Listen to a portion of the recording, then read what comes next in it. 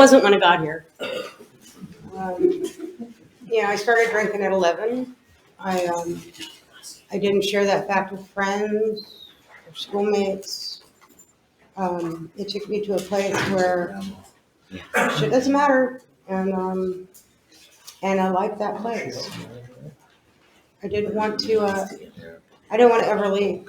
And then I found other things, like most people do. Cigarettes, boys, other fun things, and I was distracted in ways that kept me from thinking about the way I felt. I'm the only person I know that at 11 wanted to kill myself. Um, my mom had left my father and married her high school sweetheart, who we didn't know, and we became a blended family. Your kids, my kids. We were not allowed to be a family. His kids didn't like us because they were teenagers and we were children. And they all of a sudden were curtailed with watching us and having to be around us and missing out on things they wanted to do because of us. So from 5 to 8, I knew I was hated. So by the time I was 11, I hated me too. That went on for a minute. I moved out at 16, got my own place. I already had a job. And I found out what it was like to be beaten every day. I found out what it was like to not have enough money to both pay the rent and buy food. I found out what it was like to be truly hungry. I found out what it was like to cover injuries. I learned what it was like to take a punch without crying. And I learned how to cover that up with an awful lot of drinking and other things. And, and I was still able to go to that place where things will matter to me.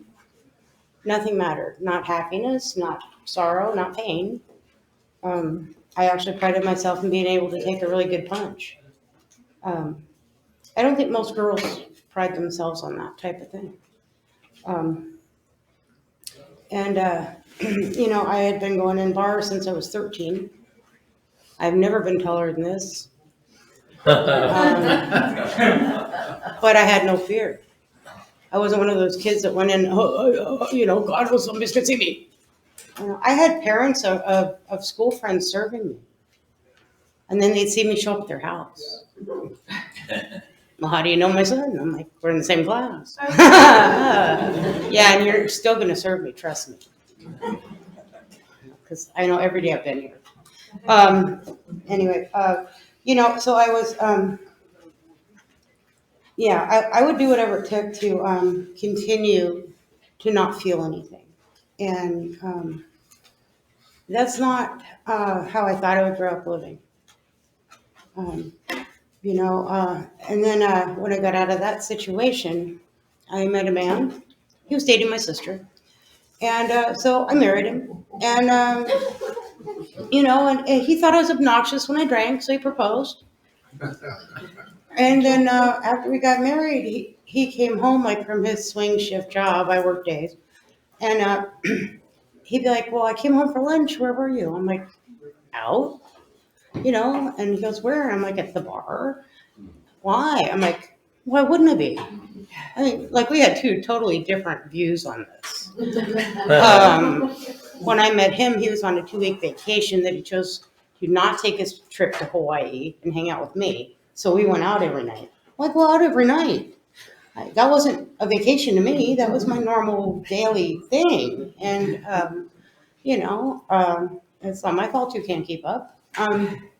We just always saw things differently. Like, he chose not to ask and I chose not to say. It was like the Army, when other things became precedent in my life and required excessive amounts of money, I started embezzling from a job, and I'm good at it.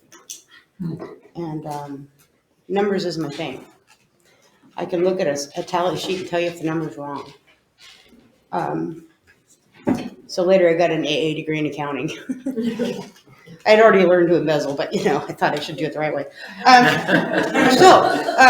Never used that degree, but it was cool. I enjoyed the class, many classes. But I ended up with that man, and we got married after 6 months of knowing each other because, that seems like a good idea too. And, he was cute and he had an apartment. And that was all good. And he had a job. I mean, most of my friends did not have jobs. So that was kind of a bonus deal. We ended up with, a house and dogs and cars and jobs and 3 kids. And I went off the rails. I couldn't do it. I couldn't. He got hurt at work, and then I had 4 children and a full-time job and a second full-time job at home. And then they were bugging me when I drink in the garage at night. I mean, I'm doing the best I can, and you are not allowing this to happen. So I moved my car, to heck with them. Because when things get hard, I leave. I would sneak in to do stuff like the dishes, prep lunches, pay the bills. And, I'm the drunk, He was Captain Morphine surfing the couch. And, I ended up leaving him to go to treatment because I went insane. And I don't mean the kind where I call a hospital and they put me up. I'm talking about gun in my mouth end of the night, every single night, trying to pull the trigger. I had already destroyed 4 cars in 5 years with accidents so that they could be explained to my children as accidents. I had tried a few other methods and obviously failed. So there's nothing worse than being a hopeless drunk with other things on board and feeling it's suicide a number of times. I wasn't one of those people that was crying out for help. I didn't leave notes. I was completely serious about it, but I wasn't good at it. And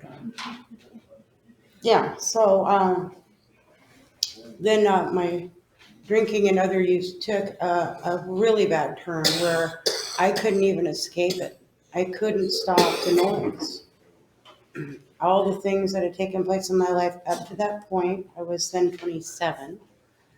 So from 11 to 27, all the things that had taken place in my life, which were some disgusting, mostly illegal, some just degrading or violent, started playing through my head. And for those of you that are my age or older, 8-track tape like. Anybody ever seen one of those? My kids thought it was the biggest cassette tape they'd ever seen. Now their kids don't even know what that means. So I think it's just fun. But yeah, it just never stopped.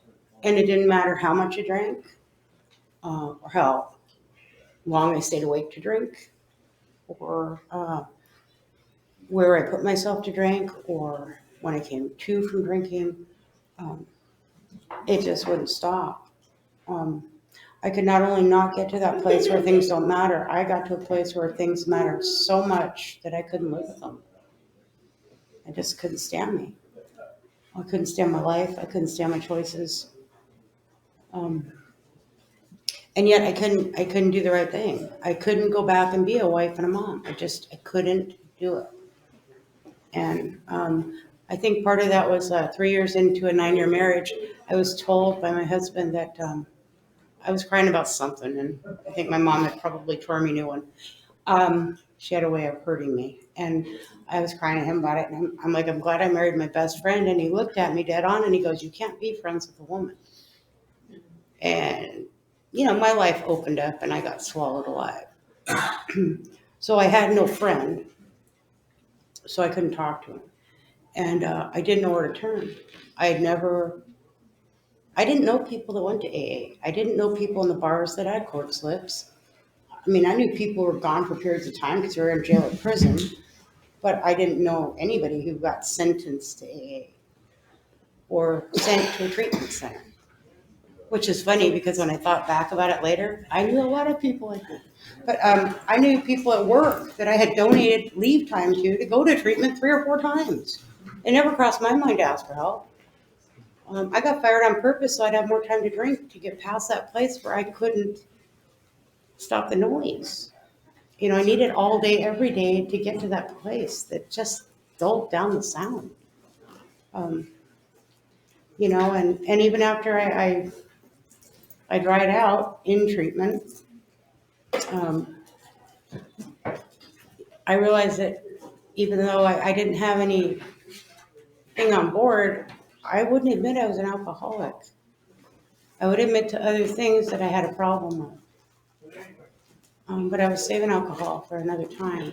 And I used to tell my little treatment group and my counselor that my alcohol was an occasional everyday thing. And they would do that too. They would laugh. And I would just look at them like, what is wrong with you people? I stop as soon as the other stuff shows up. And I truly thought that, even though a lot of really bad things had happened under the influence of alcohol, that I would be able to, at some point, get the noise in my head to stop and then go back to it. And it would be okay, and I would go to that place where things don't matter. I didn't understand any of it. I just didn't understand. And I got out of that facility I was in, and I was supposed to fly back to Alaska. Because that's where my family was, my kids, my husband. I didn't go because I was still insane. And I couldn't do it. I just couldn't function. And I ended up in a little halfway place, and it was connected to a treatment center. It was a dorm we got locked into at night. We went to a meeting at one of their meetings, and then we were free to go do a day. And I had no idea what to do with a day. I was 28 years old. I mean, it's not like I was like 5 and they took away my crayons and pushed me outside.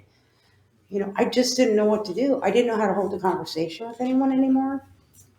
I didn't know how to, I couldn't take the bus. I had no money. I had one set of clothes that I went to treatment with because I had listened to what they said, and I brought something to wear and a change, something to sleep in. I didn't know we were wearing our own clothes for the next 28 days. Yeah, or I would have brought at least 2 sets. And, so I had a sweatshirt and a pair of jeans, and it got dropped off in Everett in June. So my first couple hundred meetings were consisted of being terrified, looking like I'd kill you, and sweating profusely. And back then there was no COVID. We all touched, held hands at the end of the meeting, and it was like just wringing sweat. I don't know how much of it was fear of other people and how much of it was actual heat.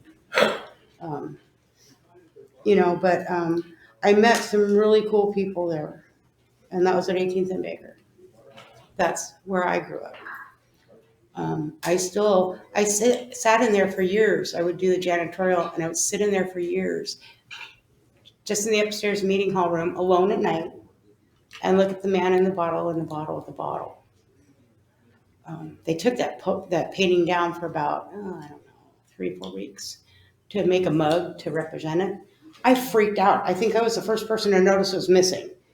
And I started haranguing people, where's the vicar, because that, for some reason, that just connected with the way I felt. And when I would see it, I would feel better and I'd be okay. I met some really cool people there that had a really big amount of time, 5 years apiece. And one of them, the one that was the female, became my sponsor. But they involved me in the program. They showed me how to make coffee, clean ashtrays, be of service. Because I thought if I wasn't doing something at the hall that I'd have to leave, and I didn't want to have to leave. Because I had nowhere to go. And they also showed me how they could be spitting and screaming, veins popping, at a meeting, toe to toe, nose to nose spitting over whatever. And some new guy would walk into the bottom of the hall after the meeting, and they would all surround him and work together, to make sure that he had a place to sit, half a cup of coffee. If we had some food going, that he got some. And one of the guys would take him to a meeting. If it was a gal, the gal that became my first sponsor would take her upstairs. They showed me how it worked. They didn't tell me how it worked. I got a big book in treatment. It cost me about 10 grand. It was a great place to put I have a Playboy bunny sticker on the outside and a picture of my 3 kids at the age they were when I got sober on the inside cover. I still have that book. But when I got it, I could read all the words. I can read really well. I could not comprehend what I read. So the book meant nothing to me. It wouldn't have saved me from anything. I needed the people to take me to the places where they discussed the book, where they talked about the steps and the traditions, because I didn't know what they meant. And my first sponsor, I don't know if it's true or not, but she told me the steps teach me how to live with me, and the traditions teach me how to live with you. And I think that that's really important, because I don't know how to live with you. I've never known how to live with other people very well. I have a long failed track record to prove that I don't know how to live with other people successfully. I've had relationships in these rooms for more than 30 years now. I don't know what it's like to relapse, and I don't believe it's a part of recovery. I believe it can be a part of your story, but that it doesn't have to be. And I work with anybody that asks, because that's what I was told I do. I don't refuse any reasonable request here. And work with somebody else with a reasonable request. So is chairing a meeting. I do a couple of those a week. And I attend a meeting like every day. I have for a long time. I did 3 to 5 meetings a day my first 3 years, 3 meetings a day for the first 5 years, and I had kids and a full-time job and went to school. So people that tell me, oh, I'm a kid, I got this kid, and I'm like, yeah, whatever, I got kids, I don't want to hurt them, emotionally or physically or spiritually or mentally. They spend an hour and a half with me or an hour. My kids had to do an hour and a half because, and then we do what they want, and life is okay. Not great, but okay. It took me a long time to learn to be a halfway decent parent. I would think about the people in the rooms before I would think about my own kids. And that's sad, but it's true. I found out, well, this program has given me so much from just showing up and, going through the steps. I've had 6 sponsors in 30 years. 2 are dead. 1 went out twice. 1 went to Looney Bin. And now I have my current one. So I feel sorry for her. I'm hoping that none of the bad things happen to her, that it befall on my others. But at this point, I don't believe it's my fault. There's nothing I can say or do that will create any of those issues for someone else. Because what I was told was that if somebody isn't ready, there's nothing I can say to get them to stay. And if they're ready, there's nothing I can say that'll get them to leave. And that has to be true. Because I see it. I see it all the time. I get to be a part of a lot of different things in my life. I have people that look forward to seeing me when I show up. And that feels really good. I like that. They're not as excited as my dog, but I'm hoping for better. I want to be everything my dog thinks I am. I'm awesome just because I came back from the bathroom. Oh my gosh, you came back. I love you so much. We should dance. Here, let me jump up on you. And and then when I go to bed at night, he knows his place, curled up at the other edge. Out of my way. All men should do that. little cuddle time, then you go to the bottom of the bed. Well, I have to clean up after them when they shed. But, I have a really good time, and I had some really tragic stuff happen since I've been sober, like everybody else. It's life. I lost my daughter a couple years ago to a one-night event, and I'm not sure that I could have stayed sober that night. I got a 911 text when I was just entering a meeting at 6 o'clock. I went and dealt with police and things and stuff for a period of time, and I really didn't want to feel that. I really didn't want to see what I saw. I really didn't want to know what I knew, and I really wanted to drink, and I hadn't really wanted to drink in a really long time. So I texted a friend that was at the place I had come from to answer that call, and I asked if they would stay for the next meeting. Well, this was on a Sunday. There was no 10 o'clock meeting that night, but the people that I know in the program reopened the hall that they had the 6 and 8 o'clock at and put on a 10 for me so that I didn't have to get drunk. And none of them, thought twice about it. And the miracle of that whole night was that a brand new guy that had gone to another place where there wasn't a 10 o'clock meeting had been sent up the road to where we were at, where we don't have a 10 o'clock meeting, and he got his first meeting. And he's got over 2 years now. And every time I see him, I get a hug. He remembers my anniversary and gives me a coin, which I think is really sweet. And I know his son.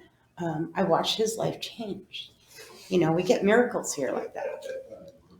God gave him to me, and he's just a guy from a meeting. He just means the world to me because I see him changing, and that's why we come, to help each other in whatever way we can,